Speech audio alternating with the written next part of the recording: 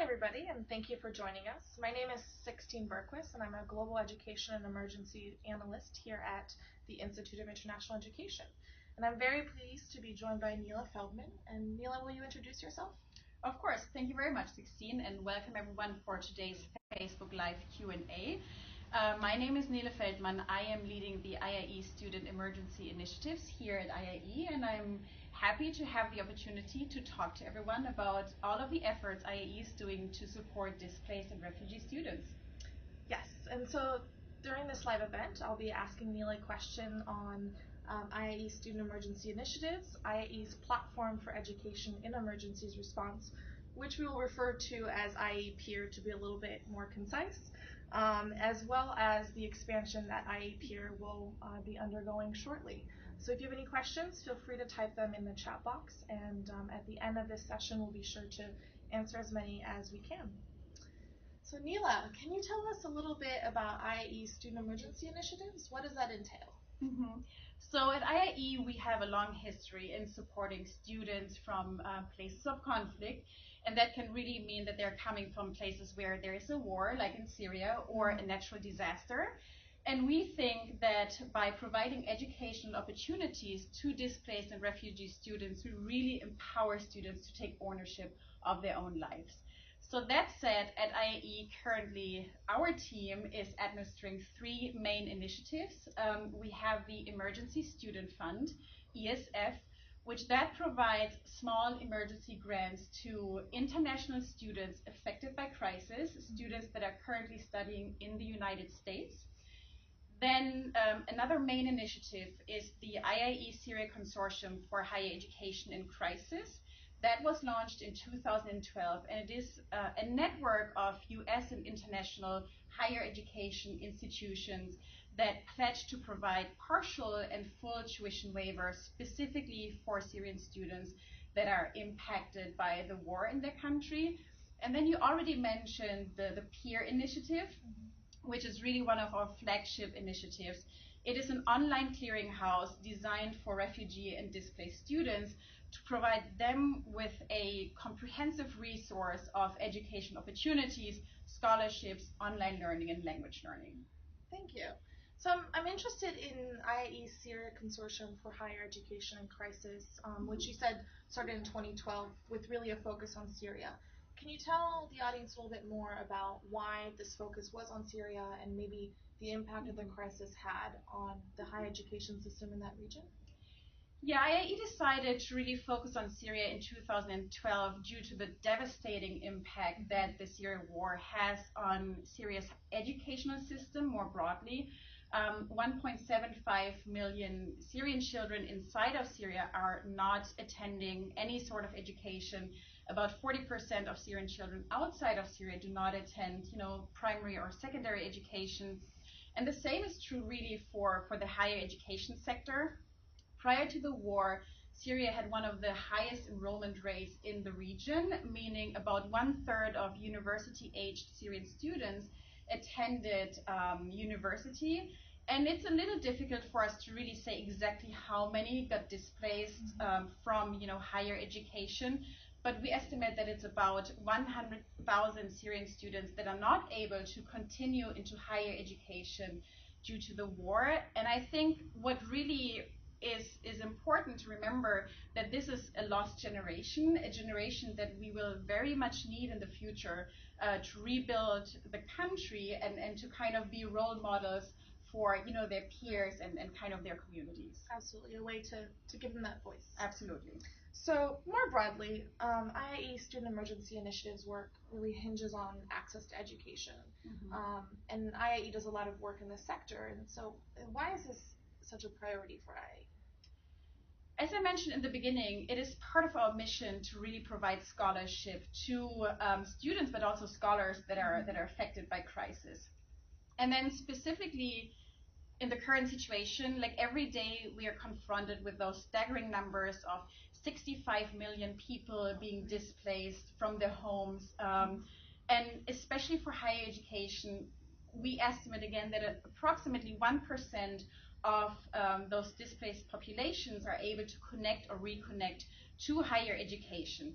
At the same time, we do know that access to higher education is so important to really improve economic development, to improve access to health services, and that it really strengthens a society. So for that reason, we want to make sure that we, provide students with an opportunity to reconnect to higher education, take ownership of their lives, and also I think most importantly, higher education is such a source of hope.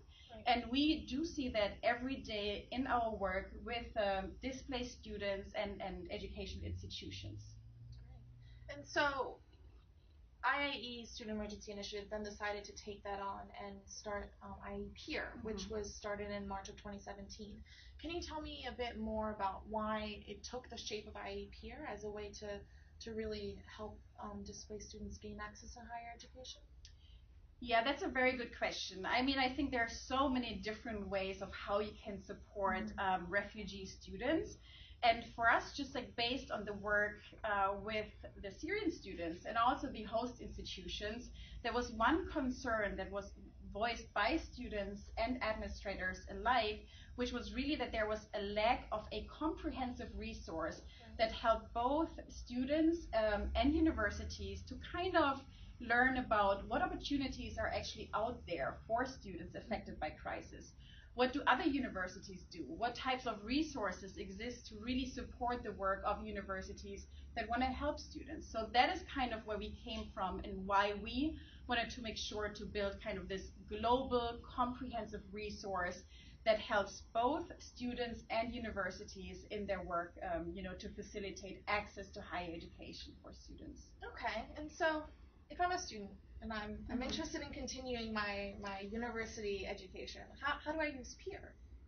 I will say that I think PEER is really intuitive. So you go on iiepeer.org and then you will see kind of 3 different sections, if I may call it like that. One is for universities, but really the main one is for students.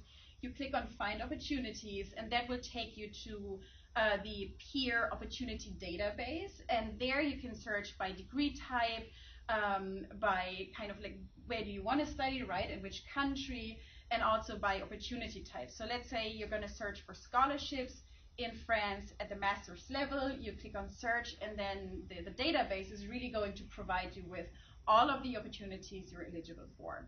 Great. And so PEER has just concluded its first year, which is great news. What has it achieved just in that first year?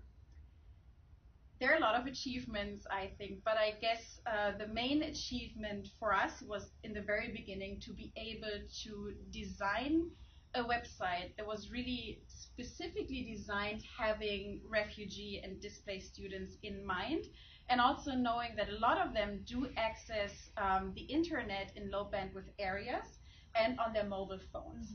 So we sat down and really wanted to create a website that makes it easy for everyone to kind of access the information. We don't have accounts, so everyone is able to, really see all of the information available on PEER without providing any type of personal information. We focused on Syrian students, as you mentioned, for the first year. We had, at any given time, approximately 600 educational opportunities on the website, which I think is really more than I guess all of the other platforms or resources have. And I guess in terms of, if I may share 2 analytics, we did see that about 40% of our users are between 24 to 35 years, which is just like an indication that they really want to reconnect to education. They're not the typical university age 18 to 24. And we have a gender balance. So we're very happy to see that 50% of our users are male and 50 are female. Great. And so you mentioned different platforms that are doing similar work. Can you tell us about what makes PEER stand apart amidst other similar databases? What really makes PEER different from other databases is what I mentioned in the beginning, which is it's mobile ready, it's easily accessible, it loads even if you're in an area with kind of slow internet. But then also what I think makes it different is we have the luxury in a way on our team that we have dedicated staff members that really maintain and update the information that you find on the peer database, to make sure to provide the best user experience to our students and the most accurate and up-to-date information. Yes, and the website is in Arabic. And the website is in Arabic. Yeah. So in fall 2017, we were able to launch Peer in Arabic to also overcome some of the language barriers. Right. Great. So we're all here to also talk about the expansion that IIE PEER will be undergoing. Can you tell us a little bit more about why it's expanding outside, and what does that look like? Right. So when we launched Peer in 2017 in March, we focused on Syrians, but we already knew that in year 2 we wanted to expand to include other student populations. Certainly, the war in Syria has really raised the topic of higher education in emergencies to the international agenda. But that said, we always acknowledged and realized that there are a lot of other students from other countries that face the same challenges as Syrians. So we want to make sure that we are inclusive and that we also provide the same sort of information for other students. So we are about to expand and really become this global resource for refugee students. Great. And what countries will IIE PEER be expanding to? We brainstormed as a team, I will say, and we over the course of 10 weeks, starting May 28th, which is this coming Monday, we decided to really focus in the beginning on the 10 countries that have a lot of either internally or externally displaced populations. So we will add Colombia, we will add Afghanistan, Iraq, Sudan, South Sudan, Somalia, Nigeria, Ukraine, the DRC, the Democratic Republic of Congo, and then Yemen. And then after that, we will continue information on kind of the crisis the country is facing, but really focus on the situation for higher education. We will post scholarship opportunities on Facebook, so on our IIE Facebook page. We will announce scholarships specifically for those countries. And then, of course, we can always follow us on Twitter, because on Twitter we will just share general information about the country. So before we turn over to audience questions, just really briefly, this is a lot of work that is being done in higher education emergencies. And for everyone listening or others who might be interested, can you just share, why does this matter? Why should people be interested in this work and potentially want to participate? I obviously think there are so many reasons why this really matters, right? But if we would have to decide on let's say 2, I would really say, first of all, let's all remind that education, including higher education, is a human right, and that by providing that human right, we really, as you were mentioning before, we kind of give those students a voice, and we also enable them to kind of lead self-determined lives. So I certainly feel that it's the right thing to do. At the same time, if we have a look at more the development of countries, it is a long-term investment into the development of societies and countries that are currently affected by war. So I do think it's a very smart investment into the future of those countries, but also currently, us as host communities. Great. Thank you so much, Nele. Thank you, Sixtine. So we're ready for audience questions. I think people are still thinking about some of their questions, but just talk about why PEER initially started with Syria, and what was the thinking behind focusing on that one country, and then why, again, circling it back to why now 10 additional countries. So just can you reiterate for us a little bit on why we focused on Syria first? Why was Syria really chosen? And then how was the decision made to expand?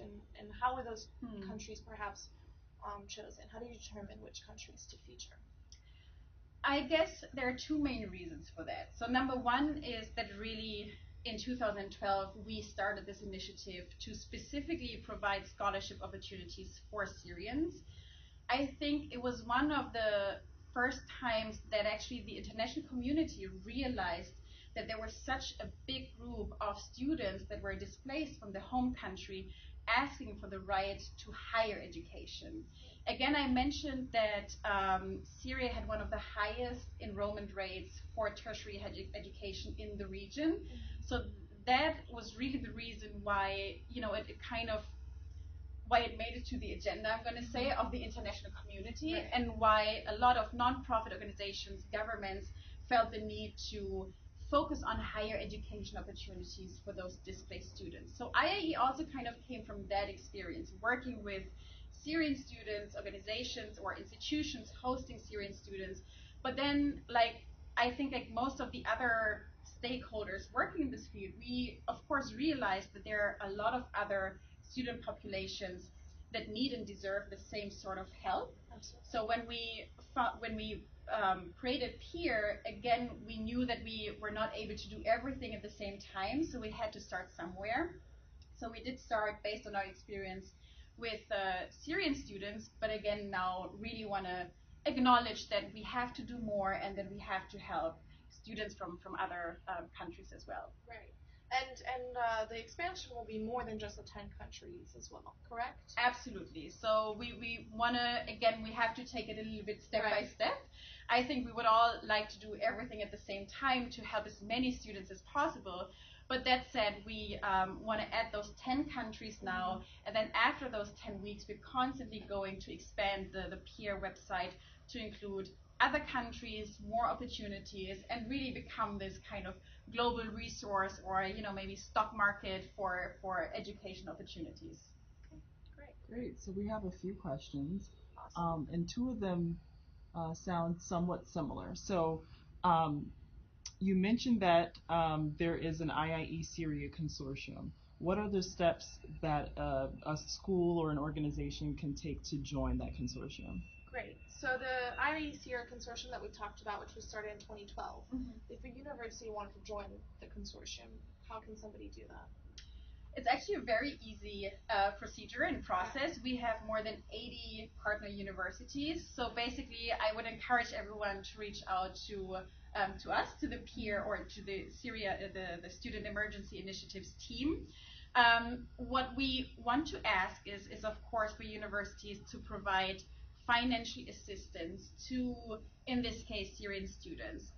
We encourage everyone to think about a full tuition waiver, or like a fully funded scholarship, just because we know about the big hurdles, the funding hurdles that students have. If for whatever reason your institution is not able to provide a full tuition waiver, then certainly we have institutions that also offer in-state tuition or kind of a tuition reduction. We are very flexible in terms of what is required. I think we work with every university to find a solution for what works on their campus. Okay, great. And students can also reach out to us. Absolutely. There we have a lot of student groups reaching out to us, and then we can help those students facilitate the conversation with their university administration and leadership. Great. So the next question is, does IIE provide funding for universities to host students? So, do we have any funding available to host students, displaced students abroad? Yes, we do. We could always have more funding, but I guess that is not unique to IIE. Correct. But again, specifically for universities that are members of the IIE Syria Consortium, we do offer, we call it top-up funding. So we want to acknowledge, and we also want to honor that universities provide that financial support for students. So whenever we can, we pitch in with additional financial support to cover tuition balances or living expenses. Yes, and there's no open application system for that available for any student at one time, correct? That is correct. So usually when we provide financial support from IIE side, then we do provide that to university members, and then they disperse it to their students. Right. Great. So we have one more question, Okay. and it's saying, I'm not an admin or a student, but I would like to join. How can I get involved in providing aid to this movement? It's a great question. So, how can somebody who's not already in the university system or affected by displacement, how can they join and how can they help support higher education emergencies? So we just mentioned some of the student groups, right? Right. There are also in the United States very active student groups. One of them, Books Not Bombs. So, for example, you could really have a look and see if there's a chapter on your campus. If not, reach out to them and start your own chapter. Mm-hmm. At the same time, for the peer initiative, we do have student advising services. So we're always looking for volunteers who might be interested to, in the future, work with refugee students to kind of help them learn about the educational system, let's say, in the United States. But if you're from Europe, your country, Italy, Germany, France. So it really doesn't stop with getting students on campus, but once those students are on campus, they really need to learn about the higher education system in their host country, and usually they just need a little more help in the beginning to settle in. Right. And for the volunteer advising, if anybody listening is interested in signing up or showing their interest, you can go to the IIEPeer.org website and go to the About section. When you scroll down, you'll see a section that invites you to share your contact details, and when we're ready to get that started, we will reach out to everybody who's signed up. Absolutely, exactly. Okay, we have another question, and it says, how do you advertise or list opportunities through peer? That's a great question. How do we advertise or list opportunities through peer? We have several ways to really advertise opportunities. So number one is, of course, let's say you're a university, you send us the information about your opportunity, and we will include it in the opportunity database. So every student that is kind of searching for, let's say, a scholarship that matches the description of your scholarship, they will see that. But at the same time, as I said, we have a very devoted team that really wants to make sure that students and universities know about what is out there. So we promote our opportunities on Facebook, and we have a lot of engagement on Facebook, and we have a big network on Facebook. So we use Facebook, we use LinkedIn, we use Twitter, we have a newsletter. Sixtine is actually in charge of our newsletter. So we also always have a few opportunities featured in our newsletter, and if anyone has a specific opportunity available, I would really encourage you to reach out to us and just ask us to please share your opportunity with our networks. Yes, we're always happy to advertise any sort of educational opportunity across our social media sites, but also an administrator or an individual who might be aware of any sort of scholarship or language training or vocational training, you're welcome to also enter it yourself on the database. If you don't have time to send an email, you're certainly welcome to put it in yourself, and then we will review it and publish it for you. So I think so far that seems to be the end of audience questions. I'll ask one last question, which is, the NASA convention is coming up next week. There are going to be a lot of people from in higher education in attendance. How can people get in contact with you for more information next week? Great. So NAFSA, we will both be there next week. If somebody in higher ed is interested in talking more about this, how can they get in contact with us? Well, same faces at the NAFSA conference. Sixtine and I will have the pleasure to go to Philadelphia and attend the conference. We're going to be there for the whole duration of the conference, Monday to Friday. We are going to be at the IIE booth a lot of the time. Again, if you would like to meet us, please, again, send an email. We are always happy to set up a meeting and just have an individual conversation. I will have a session on Thursday the 31st from 9 to 10:15, which really is very practical on the more ethical considerations of admitting and working with refugee students. So we're going to be around for the full time of the conference, so please find us at the IIE booth. Yes, the IIE booth number is 1404. It's 1404. You won't miss it. And also, if you want to email us, you can reach us at peer@iie.org, and I'll be happy to set up a meeting. So thank you to everybody for joining us. We're really pleased to have been able to host this Facebook Live session with you.